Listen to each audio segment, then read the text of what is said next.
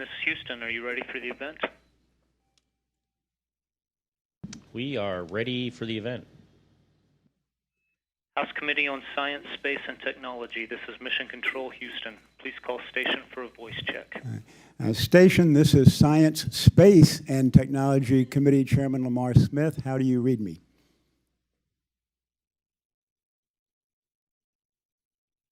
We read you loud and clear, sir, and welcome aboard your space station.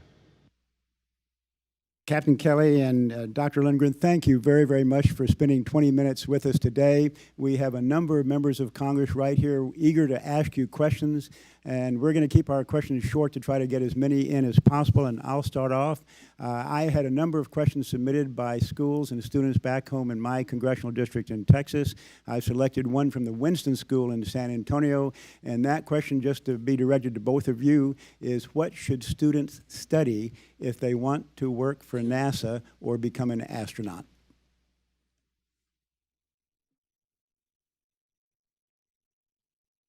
Well, sir, NASA is a pretty large organization, and there's there's all different fields that our employees have backgrounds in. But I think with specifically you're talking about like engineering and science, and as an astronaut you have to have a background in those kind of fields, some type of technical degree.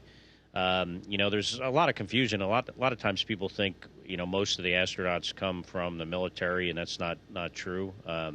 We have probably an equal mix in our office of civilian and military personnel, but I think one thing they have in common is really good performance in their chosen technical field, and then a really diverse varied background of the other things that they do that's not part of their professional life. And what I tell kids is, they should pick something that they like and something they're interested in, because they're better or more likely to do well at it.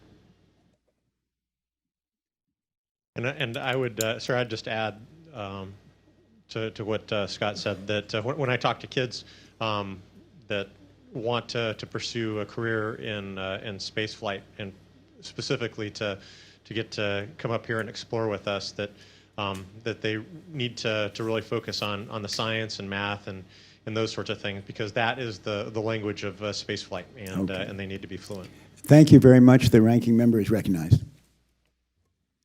Thank you very much. Dr. Lindgren, as a former nurse, I'm thrilled to see a former emergency medicine practitioner above the station. And is NASA leveraging your expertise in medicine and physiology to reduce the risk for long-term space and travel?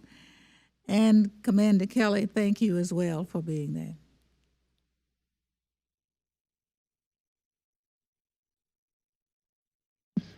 Thank you for that question, ma'am, and thank you for your service as a nurse. I think that NASA, when we are selected, we definitely take individuals from a variety of career fields, and so I feel very fortunate to represent the biomedical and healthcare professions in the astronaut office. And I think that we certainly, I certainly utilize my background in terms of teamwork and good communication, being able to work under difficult conditions. All of that training has benefited me up here. Speaking specifically to the biomedical research and identifying areas and experiments where we can help folks on the ground. We have a whole suite of experiments up here, 240 experiments during the time that I'm here, and I think Scott will have seen 400 different research projects during his year up here. And many of those are biomedical in nature, looking at bone loss, muscle wasting, immune system dysfunction. And we have a project that was up here that Scott got to work on with mice, a rodent research. Us identify areas where we can bring results from up here to benefit folks back on the ground. Thank you. The gentleman from Illinois, Mr. Hultgren. Thank you, Chairman. Thank you both for your service. We are so grateful Captain Kelly, Dr. Lindgren. Great to have you with us in our committee today. I talked to my local expert, my 11-year-old son, Cole, to ask him a question he would want to ask you. One question was, if you know what continent you're over right now, or how fast you circumvent the globe, and then also what experiment or project you're most excited about that you're working on right now.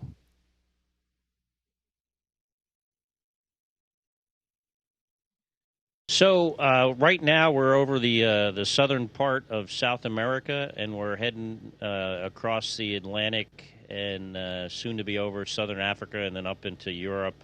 And it takes us at 17,500 miles an hour. It takes us 90 minutes to go around the Earth one time, so we're going pretty fast. And as far as projects that I'm excited about. You know, we do so much on board here, between like the spacewalks that Chell and I just did to robotics activities. We have a visiting vehicle coming on Sunday, should launch tomorrow, the Orbital Sciences cargo vehicle. We're excited about that. And then all the research that we do, and the research is in all kinds of different the categories, whether it's research that's focused on future exploration, or research that is focused on, improving life on Earth.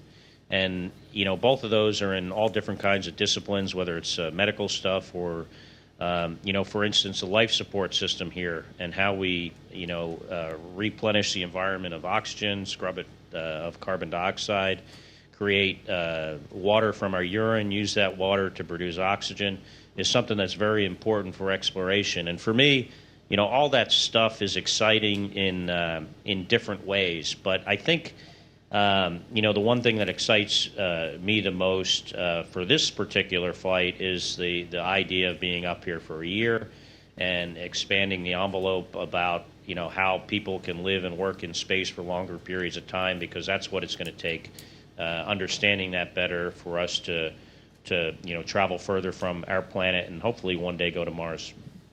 The gentlewoman from Maryland, Ms. Edwards. Thank you, Commander Kelly, Dr. Lindgren. Really appreciate your service and your being here with us today. Commander Kelly, I understand that you have tried the outrageous romaine lettuce, and I wonder if you could tell us about the challenges of growing and developing a food supply and what that tells you about the things that we need to know if we're thinking about long-term extended stay and visits to Mars.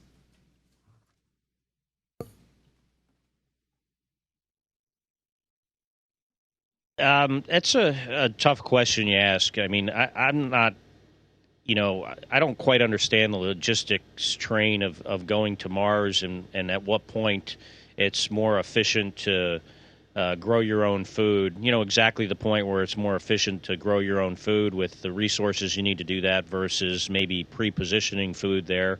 But, with the food we had on board here, it besides the nutrition and the freshness of it, there are other things that it does provide. I mean, we live in an environment here now that is just pretty much devoid of life except for us. So, there's the nutritional aspect of it, but also there's the psychological aspect about having something else, green up here that's living, that we can take care of, that we can see grow, and that we can, utilize later as food. Right now we're growing flowers, actually, and, obviously we're not going to eat those, but, it's to demonstrate our ability to grow something else and also to see, what effect that may have on us from a psychological standpoint. One of the things I really miss up here, besides, human contact and the, my friends and family on Earth, which is pretty much the number one thing I miss, is the ability to be outside and to experience nature. And I think having a ability to grow, whether it's something you're going to eat or something you're going to look at or something that's going to help replenish our atmosphere that we require for life, is something that's very important. And I think it does have a definite place in the future and our journey to Mars.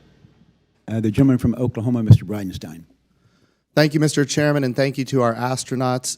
I wanted to ask a question. There's a growing concern among members on this committee about the orbital debris problem that's in low Earth orbit.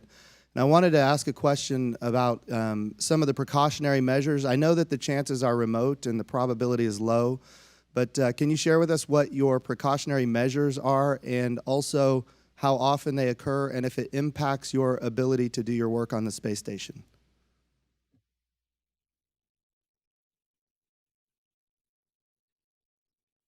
Yes, sir. So that's a pretty complicated problem. And, you know, when you see the graphics, you see all the stuff that's flying around the Earth, the space junk. And, you know, Chell and I just recently went outside, and you could see all the little dings on the outside of the space station. They're all over the place from stuff that's hit the station.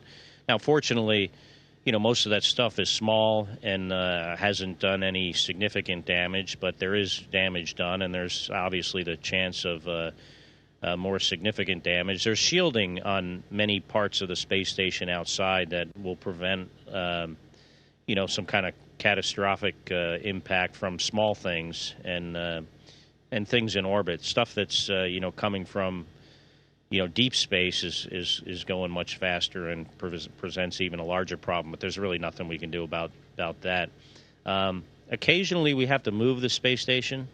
We've probably done it since I've been up here, maybe, I don't know, maybe 5 times. You know, the U.S. Air Force can track a lot of stuff, but some stuff they can't see. Some stuff we see very late. And we had a case where, you know, I had to close all, I don't know, maybe 20 hatches on the U.S. side of the space station, and we had to go down to the Russian Soyuz and you know, the time of closest approach to pass because we didn't have time to move the space station. So there is, you know, there are things we can do to mitigate the risk with shielding, with moving the space station, with sheltering in place should we not have the time to do that. But I think, you know, space is very important. You know, technology today relies on it, and I think we really need to protect the environment that our satellites fly in, and you know, by not creating any more debris, and you know, potentially looking at ways to reduce the debris that currently exists, because that is such a critical capability for our nation and for the world. The gentleman from Virginia, Mr. Byer. Thank you, Mr. Chairman, and Commander and Doctor, thank you so much for your heroic service, for stretching our imagination and all of our science. We have a complicated relationship with Russia right now, difficult geopolitical situation. How is it going with your Russian colleagues? And do you share all of your data with them, and are they reciprocating with us?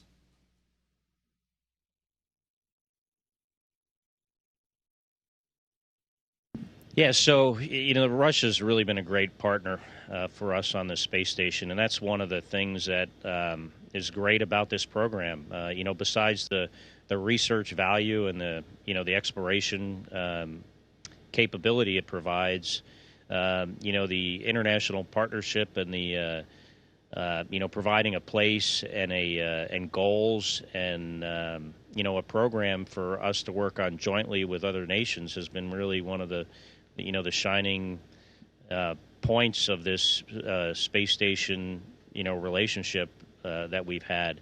As far as the cosmonauts and them specifically, you know, we rely on each other for our lives, and you know, we have to count on one another, whether it's, you know, them counting on us counting on them, our other international partners.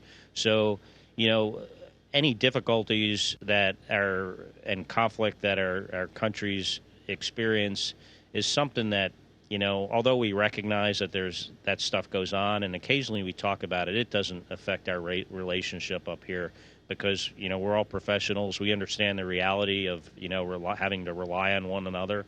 You know, I'll be up here with, you know, when these guys leave here next week, I'll be up here with 2 cosmonauts for, you know, 5 days. I was up here as the only, with 2 Russian guys for 6 weeks in the summer, and if there was something that was to happen to me, any kind of medical emergency, those guys would be my doctor. I mean, I have to really count on them for my life, and you know, vice versa. So, you know, we have a great relationship, and I think the international aspect of this program has really been one of the highlights of it. The gentleman from Johnson Space Center, Mr. Babin. This is Dr. Brian Babbitt, and you and I met, Scott, just a few weeks before you launched. We had a great visit at Johnson Space Center. I got to talk with Dr. Jeff Davis, who was doing some of the experiments and the comparisons between you and your brother Mark. And I am a dentist, and I still have a great interest in my profession, and I wanted to find out. I know your partner. I just wanted to thank him too as well, Dr. Lundgren. I appreciate your service. I wanted to ask you, both of you, what your oral health situation is, and also your general health from your long-term exposure to weightlessness and zero gravity.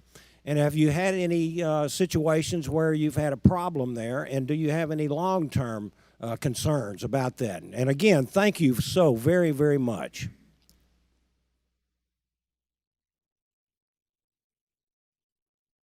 Well, thank you for the question, sir.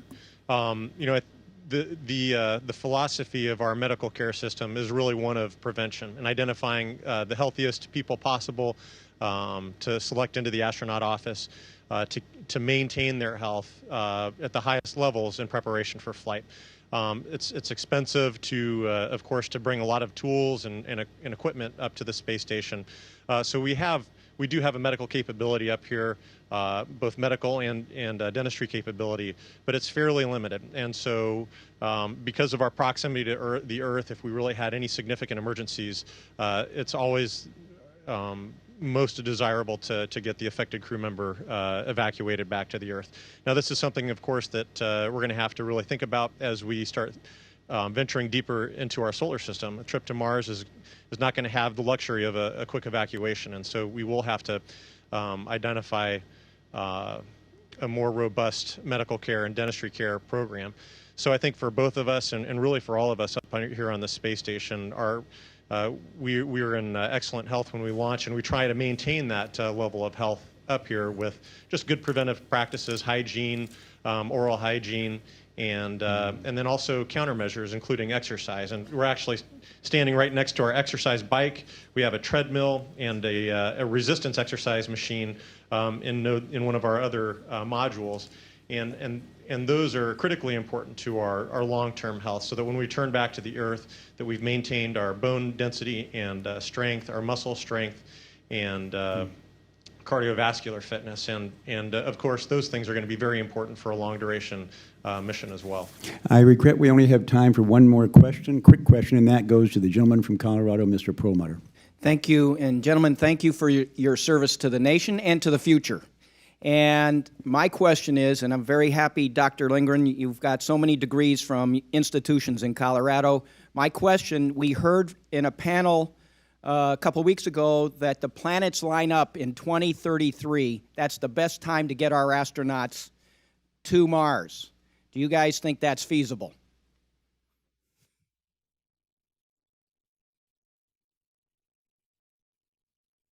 Well, I think, I personally think it's feasible. There's still things we need to learn, but I think we've learned a lot from this space station and our experience in space. And I think, the long pole in the tent, so to speak, for going to Mars is the support of, the nation, the support of our representatives in government, and of course the money. I mean, it's expensive, and we have, different priorities, but I think it's a trip that is, is worth the investment. I think there are, there are things tangible and intangible we get from investing in space flight, and I think Mars is a great goal for us, and I definitely think it's achievable. Captain Kelly and Dr. Lindgren, we're out of time, but we appreciate the 20 minutes you have spent with us today. We certainly wish you well and look forward to your safe return to Earth. Thank you all again.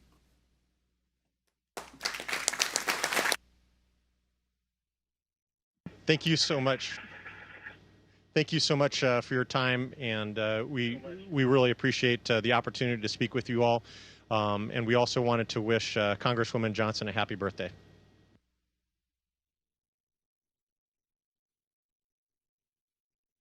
Station, this is Houston ACR. That concludes the event. Thank you. Thank you, Chairman Smith and committee members. Station, we're now resuming operational comm. That was actually